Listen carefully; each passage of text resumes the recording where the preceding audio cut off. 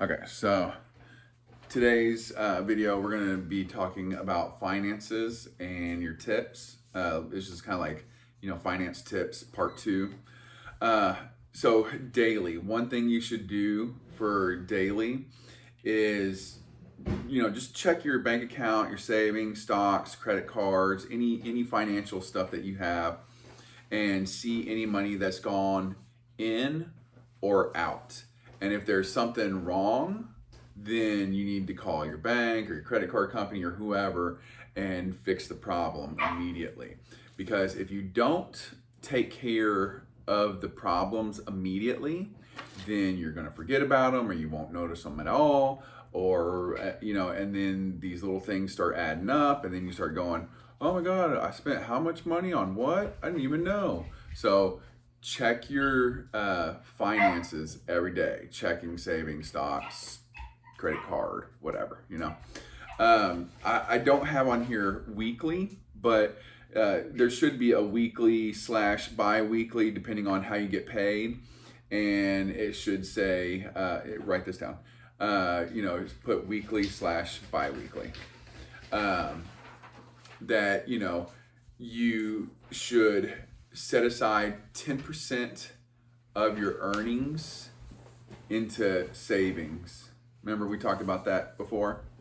So set aside 10% of your savings, set aside 10% of your paycheck to savings so you can take that money and invest it. And remember, investing in a savings account, that's not investing. That's letting the banks steal your money. So you got it? Okay, so monthly, review your financial statements. So this is different from checking your daily stuff, right? You're going back over it and looking at it, okay, this is how much I spent on, every single day throughout the month. So that way you can start to see patterns of like, oh, am I going out to eat too much? Am I buying too much, bull crap, from some little junk store or, whatever. Am I spending too much money at Walmart? Whatever it is. So review your financial statements. This will let you know how much exactly you made and spent. Review all expenses to see what you can cut and money made to see how to make more of it. So if you're reviewing it and you go, oh, I made this much money. Well, if I, work more hours, I'll get paid overtime. Or if I get a promotion or get a raise, how can I make more money, right? But then you can also look at things and go, well, how can I save money? You can start thinking, man, going out to eat an awful lot, I could cook and, save that money and then set that savings aside and then invest it, So that's kind of like the little things that add up to big things, a little snowball eventually becomes an avalanche, right? So, you know, on here I put check Amazon Shop and Save because we use Amazon Shop and Save and other reoccurring shopping charges you have.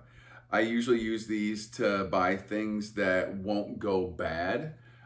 So non-perishable goods, I just buy them and have Amazon deliver them to me, and I can buy them in bulk, and I usually get a discount from them and stuff like that. So, but I want to review and make sure nothing is being bought that isn't being used either. So, then one thing I would say annually is review your will and estate plan. And I know that at your young age, you're desperately thinking about your will because, you're just constantly thinking about what am I going to do with all my money when I die? But, should be something that's just kind of in the back of your mind. So when you grow up and you become an adult, you'll be thinking about this stuff and you'll go, oh, okay. So a will is just basically a piece of paper saying, well, maybe I'm explaining it for the video. A will is just basically a piece of paper saying who gets what when you die. Same with an estate plan, but an estate plan is just more detailed version. But it's also a way to kind of avoid having to pay death tax or inheritance tax, whatever you want to call it. You know, you also have things like do not resuscitate and power of attorney and stuff like that you want to review every year. You'll want to do this because your assets, liabilities, and who you want to handle what changes. You want to make sure they're handled the way you see fit. And your mind's going to change from time to time. What if you bought a house, or you have money in a certain account that you didn't have in your will that you had last year or 5 years ago or whatever? What if you decided you're going to give it to somebody that you now want to give it to somebody else? Or what if you decided someone was supposed to be in charge of something, but now you hate this person and you're like, screw them, I don't want them having any say, you know what I'm saying? So like things change. Also, besides just reviewing it once a year, I don't have this written down, but you'll also want to check it anytime big life events happen. Someone gets married, someone dies, someone has a baby, stuff like that. Big life-changing events, you want to review your will and your estate plan because, if there's another baby, now you want to distribute the wealth, differently, because, you had one kid and now you got two. So now you can just think, okay, now I just got to murder my sister to get all my dad's money. No. Yeah, I'm not doing. Yeah, so another thing you should do annually is check your credit. So your credit is a score that is given to you based off how well you handle your loans and stuff like that. So if you have credit cards and mortgage and car loans and just say credit cards, whatever, all this stuff, and you have good payment history, then your credit score goes up. And of course, if you have bad payment history, your score goes down. And are you maxed out? Is 100% of your credit maxed out, or do you only have like 10% of your credit is in use? So if you're maxed out, that's going to hurt your credit score. If you have low, if you still have tons of credit available, then that's good. So, and the reason you want a credit score, a good credit score, is because when you go to buy houses and cars and stuff, these people look at your credit score and go, well, you have a crappy credit score because you're bad at paying your bills, so I'm going to charge you higher interest because the likelihood that you're not going to pay this loan is high. So, and then vice versa, you make your payments on time, you never have any problems. Okay, we're going to give you a good credit score because we know you're more responsible financially and you're more likely to take care of your bills. So credit scores run from 350 to 850. So just to let you know, 850 is the highest you can have. You get a 350 credit score just for being alive. How they determine why 350 just for being alive and why 850 for being good with your credit, I don't really know. It's some Jew math. I don't know.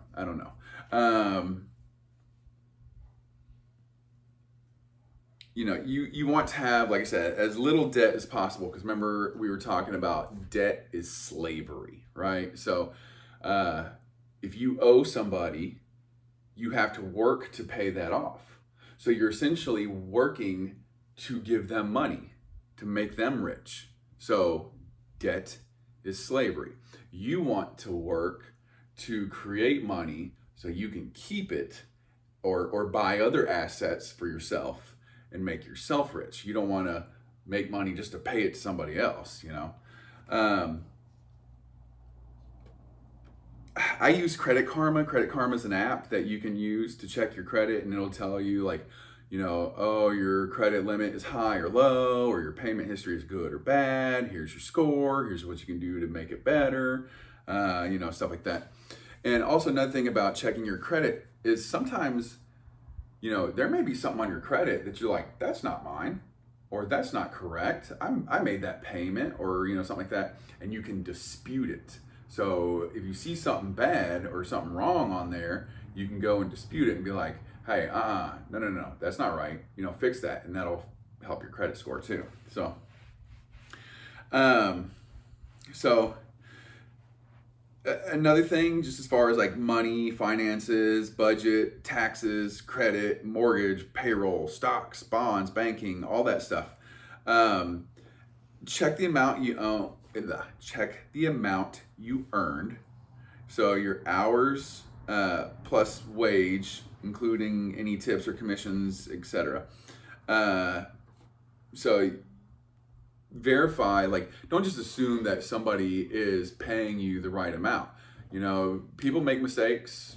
Computer software has glitches and stuff like that. So if you worked 40 hours and you get paid $50 an hour, and your paycheck's supposed to be $1,000, or no, sorry, it's $2,000, and they paid you $1,000, then you can go back to them and say, hey, you made a mistake. So you want to actually check and make sure that they paid you the right amount. Also, you want to check and make sure they took the right amount of taxes out, because if they took too much taxes out, hey, no, you took too much taxes out of my check, fix it. So just make sure that the amount that they're supposed to be paying you, they paid.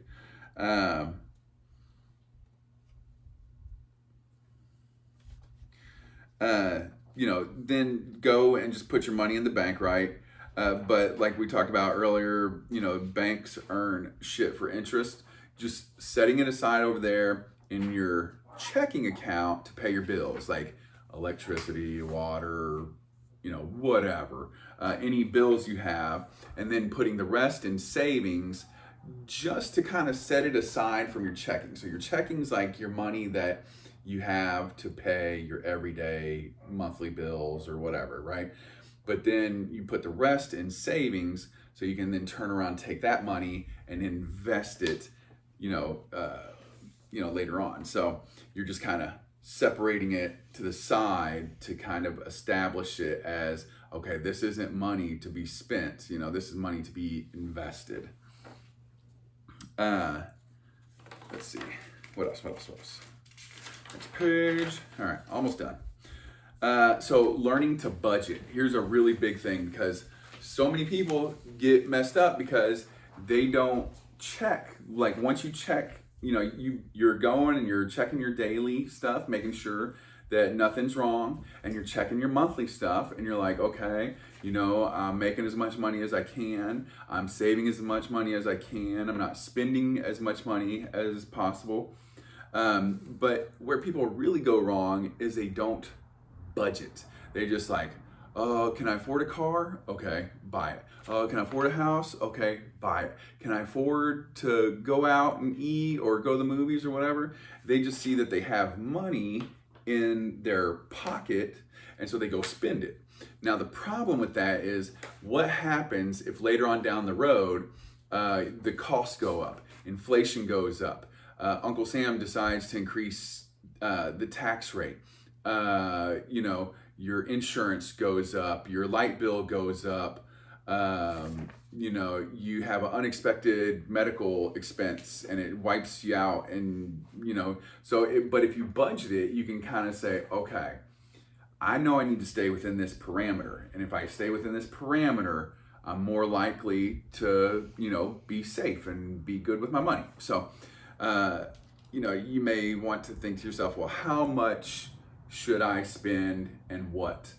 So contributions, that's things like, say you wanted to give to your church, or you wanted to give to some organization that you feel like does good things, or better yet, hey, sit up.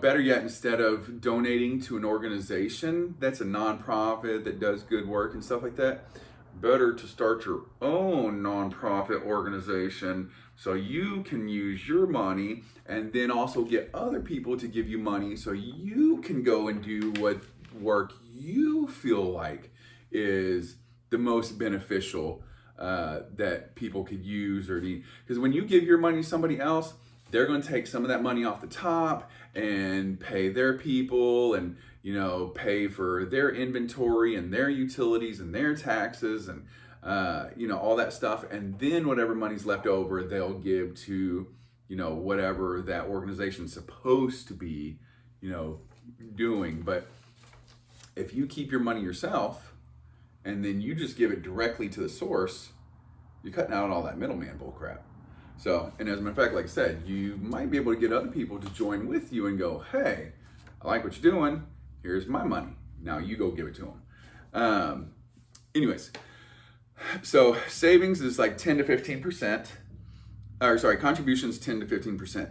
Savings 10 to 15%. Remember we talked about earlier setting aside 10% of your paycheck to set aside for for investing. So savings 10 to 15%. Rent or mortgage should be 25 to 35%. Utilities, so electricity, water, gas, that kind of stuff, should be 5 to 10%. Food should be 5 to 10%. Transportation 10 to 15. Clothing 2 to 7. Health expenses 2 to 5. In which if you don't have any health expenses, let's say, you're perfectly healthy and, you don't have anything, well, then you can take that 5 or 10% and put it back into your savings that will then go to investing and so on. But, or you could do the same with contributions. If you don't want to give your money to somebody else, you could take that 10 to 15% that you would normally give to contributions and put it into your savings, which will be where you're investing. So, personal expenses, 5 to 10%, and then entertainment, 5 to 10%, and then debt, 5 to 10%. Now, the reason there's a range on this is because some things, are not always going to be exactly like your mortgage may be 37%, but your food is only 3%. So it kind of these percentages aren't hard, fast rules, but you should stick pretty close to them, right? Oh God, my nose is itching like crazy. What the heck? Anyways, last part. So taxes should give Uncle Sam. You should give Uncle Sam as little as possible on withholding. So, whether it's weekly, bi-weekly, monthly, whatever. Whenever you get paid, you should give Uncle Sam as little as possible. Why do you want to give Uncle Sam as little as possible? Because when you give him money, you are giving him a 0% loan. So when you get money back at the end of the year, if you get money back at the end of the year, he doesn't pay your money back and say, hey, thanks for that money, and here's, some interest for letting us hold your money, like a bank would, or, something like that, right? No, Uncle Sam just says, oh, sorry, my bad, we took too much money, here's some of your money back. Well, I'm not in the business of giving out money for free. If I give someone money, I expect it back with interest. So give Uncle Sam as little as possible and try to owe as little as possible at the end of the year. So you're just kind of basically breaking even. Like, I'm just paying Uncle Sam the bare minimum of what he deserves. Or technically he doesn't deserve anything. Technically he doesn't deserve shit. That's right. And then have as many write-offs at the end of the year to not know anything at the end of the year. And to not give him a loan with 0%. Okay, we talked about that.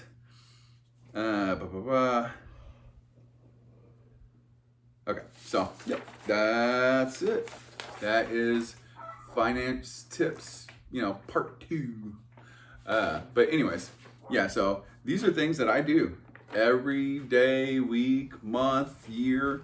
Like, I do these things religiously, and that's how I was able to retire at 40. Like, I stay very financially meticulous and educated, and so if you do these things, so will you. You'll have, at least far as financially, you'll have a easier life. I'm not even gonna say your life will be financially easy or any part of your life's gonna be easy, but if you know something, then you know how to do it, or you know kind of what to expect when bad things happen and stuff like that. So you can kind of already have a jump on things. So, all right, guys, if y'all liked my videos and want to see some other financial stuff, please subscribe, share, comment, and like. Bye.